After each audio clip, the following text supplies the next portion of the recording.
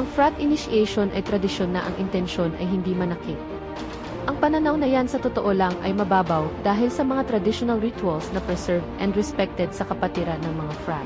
Ang tunay na intensyon nito ay ang patatagin ka at ihanda ka sa hamon na darating sa lahat ng aspeto ng buhay.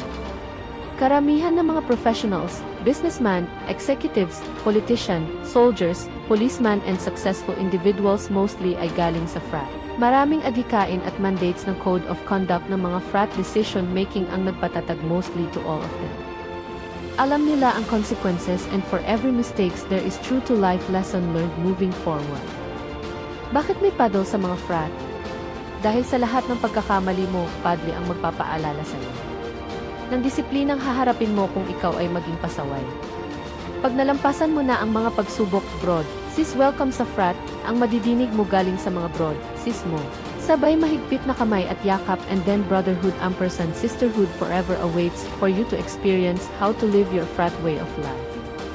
Saludo sa ating malakas at malayang kapatira Tau Gamma Pi Sigma.